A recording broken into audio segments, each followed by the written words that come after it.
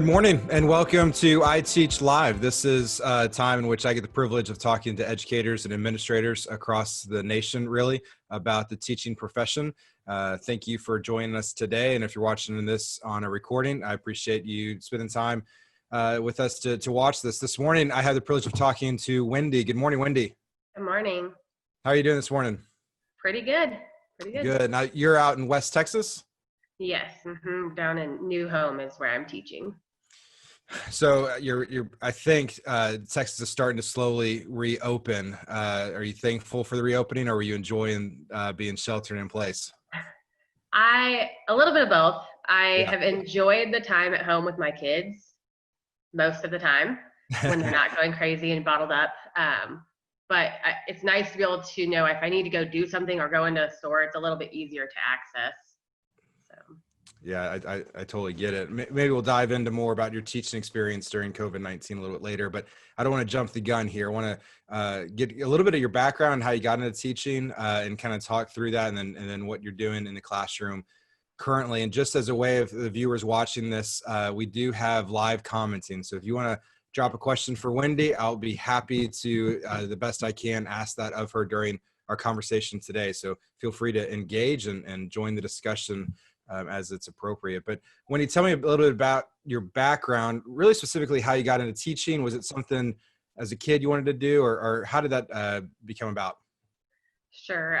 I've always wanted to be a teacher, and that was kind of the plan. I went through, high school, did the early childhood programs in high school, and went to school and did my basics through junior college.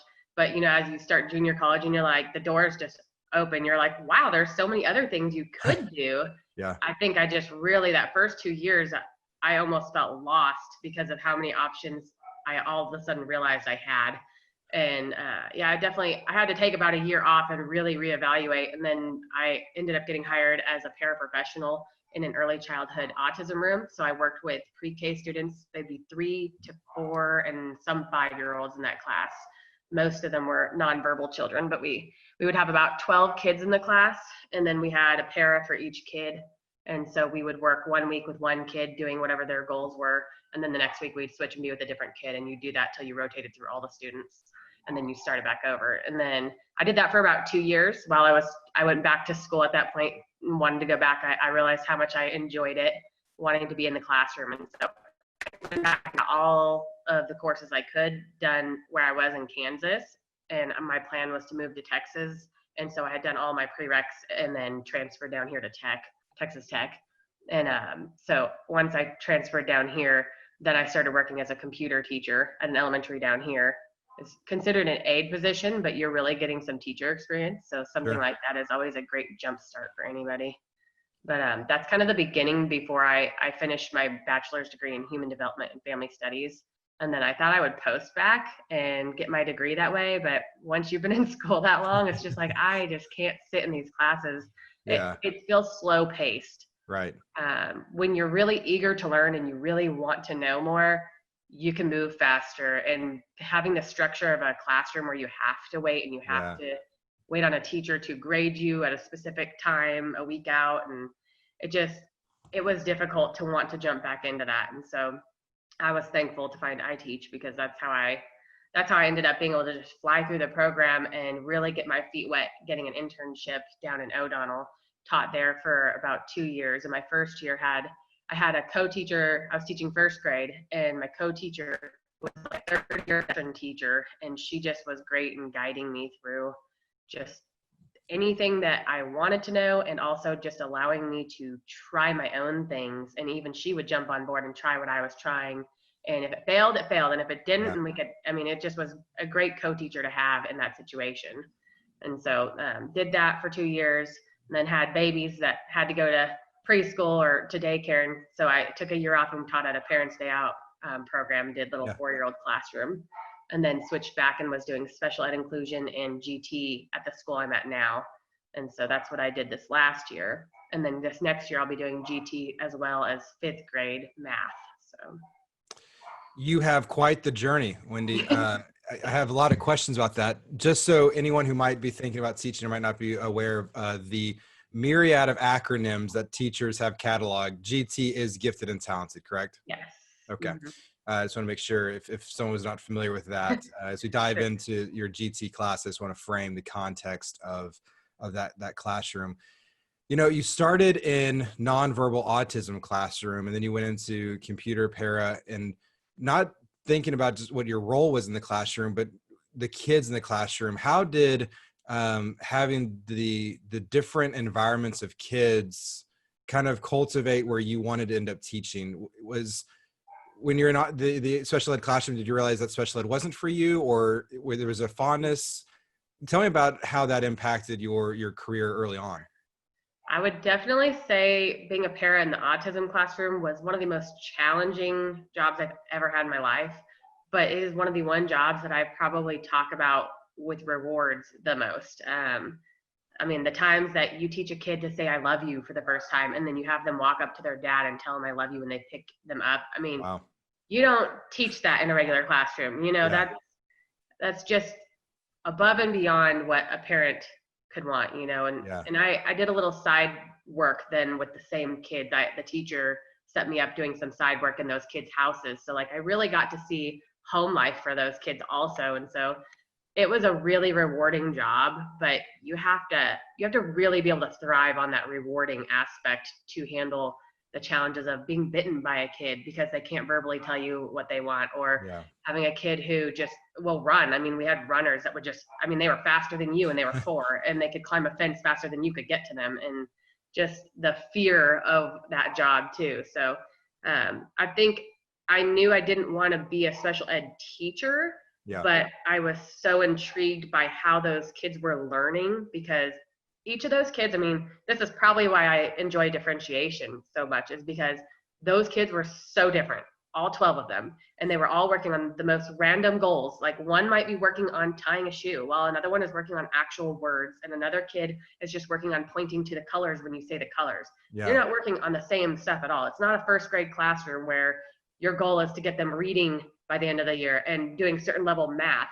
I mean, their goals could have been completely different and had nothing to do as much with what a typical classroom would be. So I would say that's probably one of those things that taught me how to be a problem solver when it comes to a kid's needs. I definitely want to spend some time talking about adaptation and differentiated learning. But before I get to there, kind of to tie a bow on your story to where you are now, you were a paraprofessional and then an aide. And then you had a stint at a 4-year-old class for a little bit outside of, it sounds like, the formal school system.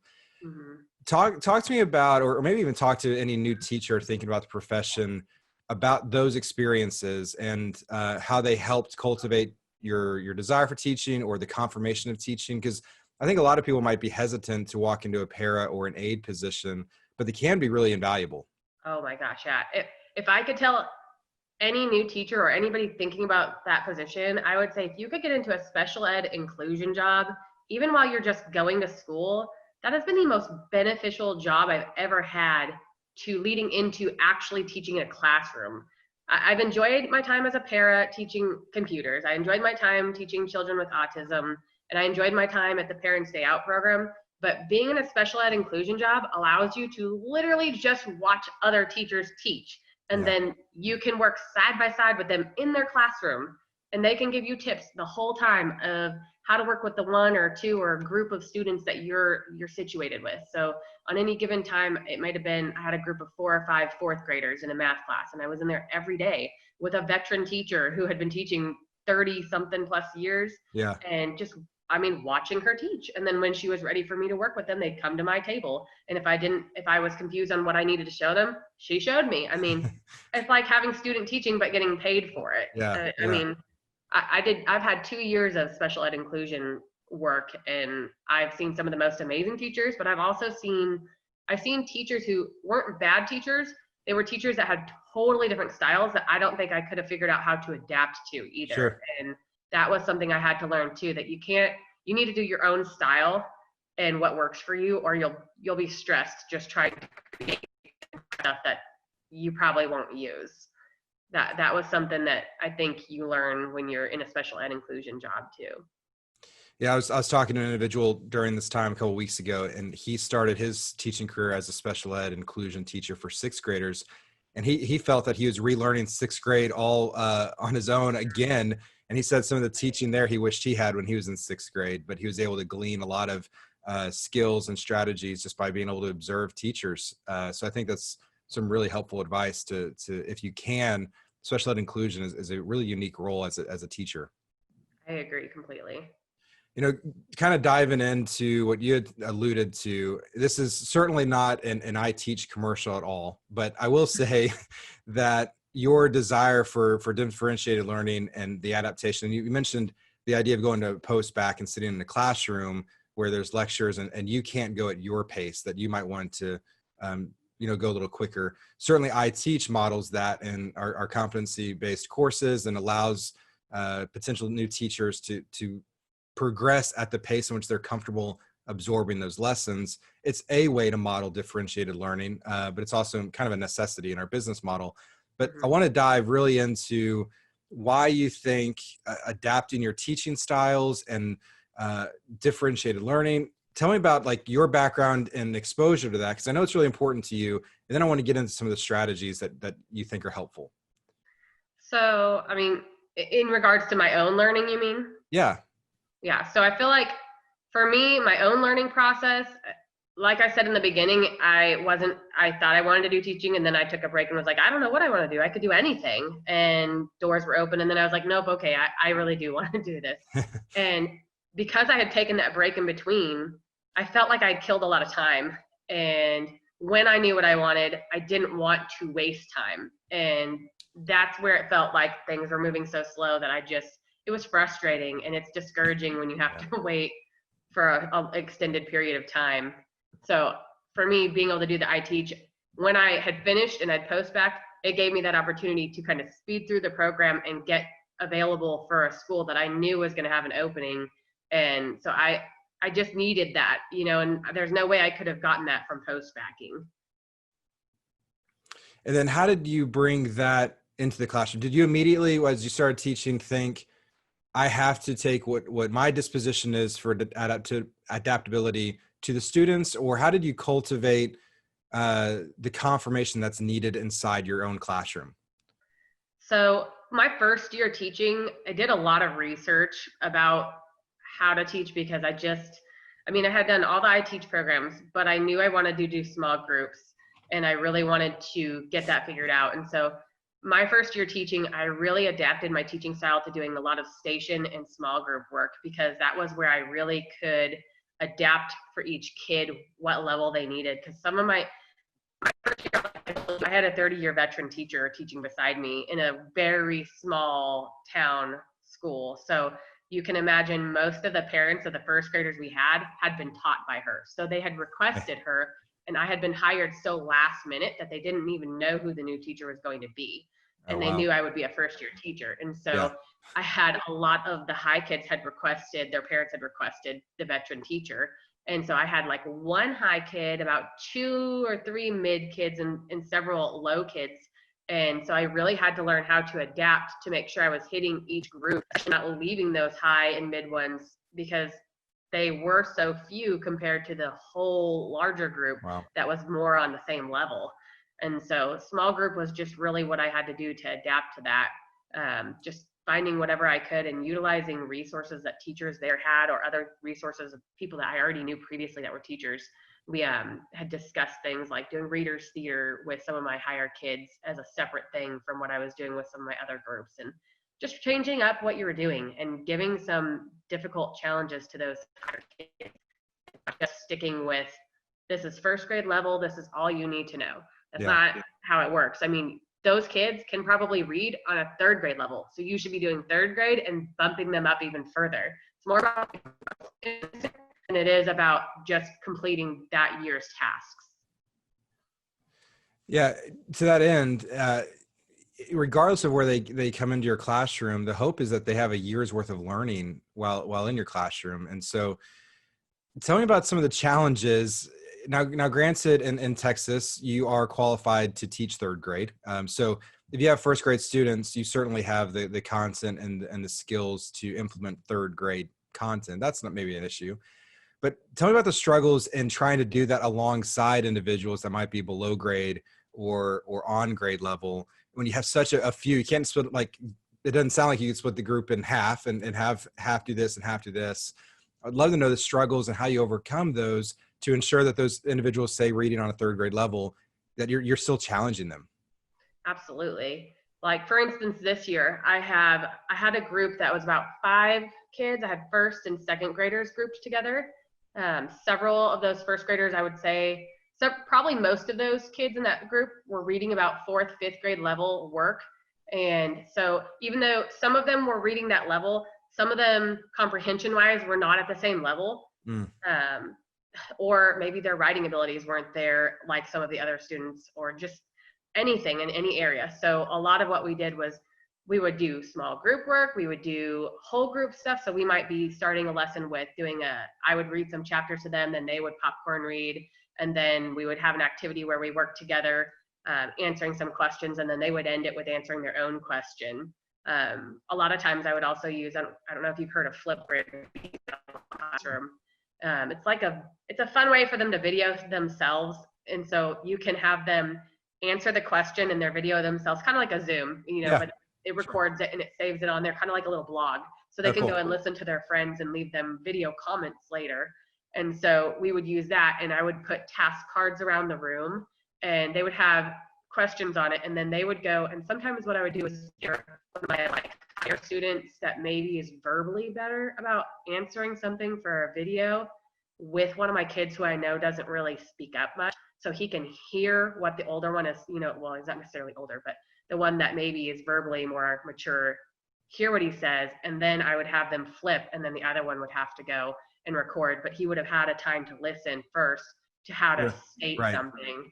And so a lot of modeling, a lot of pairing kids in ways that it'll benefit them, or just even challenging those other ones along the way. When I walk over and I'm monitoring them, those ones who might be paired with a kid who verbally isn't there, I still tell them they're not the teacher, but they're modeling for another kid, but I'm also going to model for that one. So I'm going to come over and be asking other questions at the same time, if that makes sense. Yeah, it definitely does. It actually sounds a lot like the Montessori tactic of school. I don't know your background Montessori, but the idea of pairing different abilities and age groups where kids are teaching kids. I mean, that's profound. It's also helpful practically for you, obviously, but it also, there is something very profound when a younger child of the same age, well, developmentally younger at the same age, sees someone else do it. It can spur and encourage and develop that on. And so that's really cool that you're using that tactic in the classroom. You mentioned something that I don't think I spend a lot of time thinking about, and I'm not sure any of our viewers think about, and I want to hear more about this out of personal curiosity. You said that you have individuals that read at the same level, but their comprehension's not the same level. And I think my disposition is probably to assume that if you can read something, you also understand it. And what you're telling me is that's not the case. How do you go about within that specifically, or other ways to actually measure that? If you have 2 kids in your classroom reading, how do you ensure that the comprehension behind that is not just assumed, but also pushed into and developed out? That sounds super challenging. It is definitely challenging. You really see it when it's kind of like pre-testing a student. So, if we're reading a chapter and then I have them write down what they thought something meant in that chapter, I can go and read those and see who clearly understood what the chapter was about and who wrote down something very basic and didn't really get the big picture. I mean, they just really get it and or can totally relate it to something in their life that maybe somebody who's not GT, which I do have kids who are not GT and they are mixed in with GT kids. So we are differentiating for that too. But there are some kids that when they don't get it, that's where modeling comes into play. When we have our little literature studies, we are talking out loud all the time. The more that kid can hear, what do you think? And all that, and go back and really just relate it to it. To me, that's where you help them get comprehension. They might really be good at phonics and sight word memorization, but that doesn't mean that they're going to get the comprehension picture to it. Right. So now you're in GT and you've had some experience. It sounds like really some helpful experience to maybe share about differentiation. I want to know if there's a couple tips for teachers that are already currently in the classroom that might be struggling with differentiation. Is there resources that you go to, or how can you encourage another teacher to do better at differentiation? So what I've really learned this year about differentiation is you really have to know several grades worth of knowledge because, and that's okay, but don't be scared to ask the teacher a grade level above, what do you do that's related to this topic we're studying this week? I want to give that to so-and-so because they're like flying through this. I just need to give them something more challenging. Don't ever be afraid to go and figure that or find a vertical alignment online. I don't know if everybody knows this, but they have those posted, and a lot of times you can go and see what would they be learning next, and Sure. research. I use Teachers Pay Teachers all the time. I'm not about reinventing the wheel. I would much rather go and find a product that's already made, and I can clearly state, okay, I'm working on a literature group. I need something that's 5th grade level. But I also need something that is somewhat age appropriate for younger kids because I'm doing this with 1st graders, but I need 5th grade level content. So like it just makes it easier to go and find what you need, but you really can go and search for the level that those kids are on. And I use teachers in my school all the time.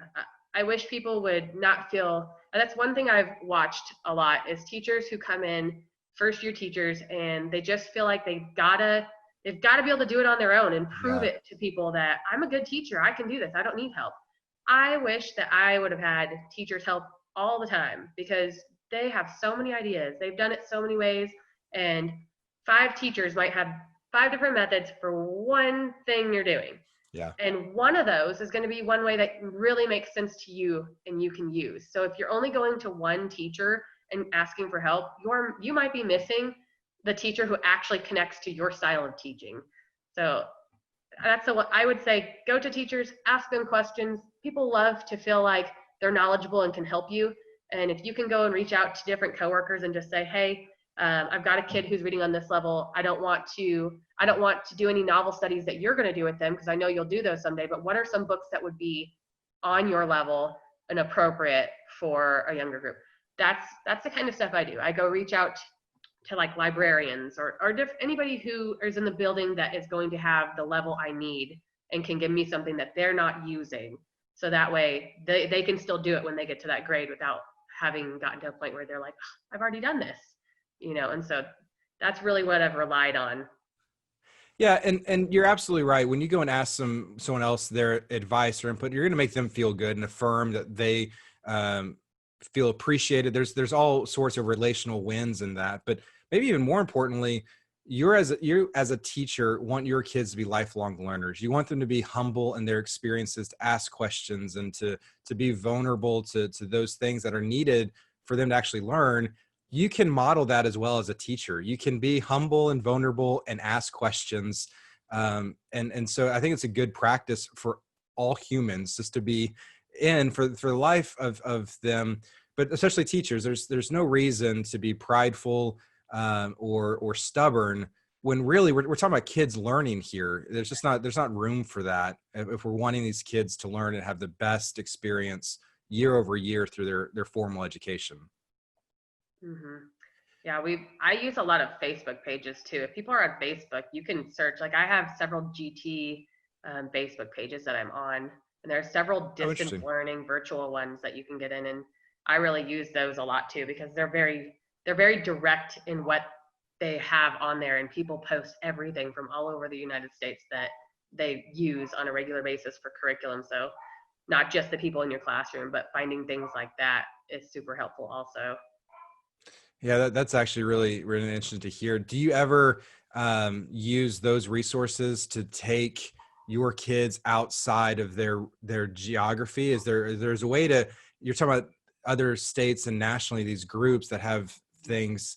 Have you ever tried to like bring that into your classroom so these individuals in Lubbock and New Home can expand beyond your kind of boundaries?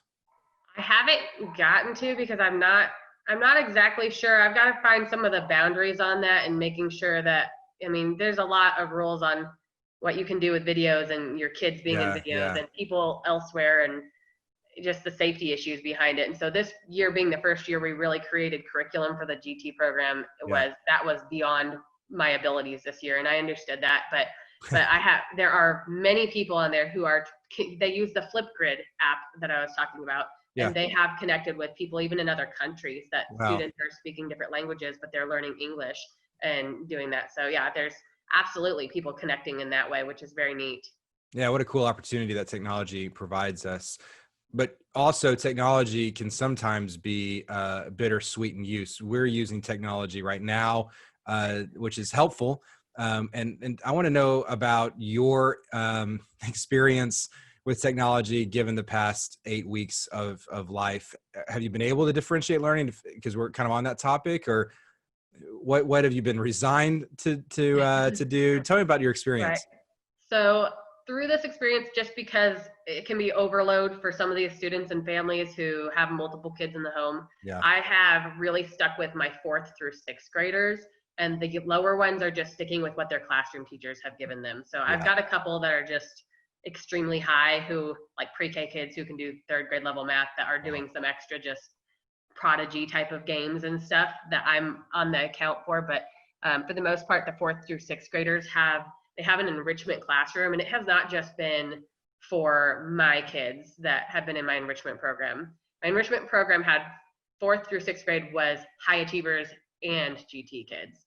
And so I actually am opened up to any kid who has been completing their work and needed extra work was able to reach into my classroom on Google Classroom. And so they can get in there. There was a lot. I would just post every week. I try to post a couple different styles of things. So we had some escape rooms, digital escape rooms in there. Cool. We had some emoji math puzzles that were like, and 1 emoji plus 3 emojis in parentheses and equals something like that. And so, and then it would have a whole list of those, and they'd have to solve them. All of these are teachers pay teachers things. People have already done this. It wasn't anything I had to create. It's just stuff that I found that would give them some variety. We had escape rooms, we had emoji math puzzles, we had creative thinking activities. We did some, I got on YouTube and found some like directed drawing tutorials that were a little more challenging for older kids. Oh, cool. Anything like that would really push them to do something different than what their teachers were doing with them. They were doing work with their teachers. This was challenge and think outside the box stuff for them. And there were several of my kids that were typically in my classroom. You could tell they had gotten done with their work early in the week, and they were in there just completing math puzzles and doing extra stuff. So, I mean, that was kind of where I was to be the extra filler for those kids who really just were getting done fast, and parents didn't have anything else for them to do. Yeah. So, well, I'm glad, I'm sure the parents are glad that resource existed. And it seems like you've brought a lot of experience and advice to this conversation, and I appreciate that. And one of the things that I'm taking away is just the idea to see what else is out there and use all the resources available. You listed a plethora of resources, both relationally and then websites. It doesn't seem like a bound to what's available to teachers. So let's let the teachers use it, and use it in abundance, in a way that is engaging to the students, that is adapted to their learning. And it seems like you're doing a great job of that. So I appreciate you doing that as a career and a profession to help those kids out. And I'm hoping in the fall you're back to a normal brick and mortar classroom. Me too.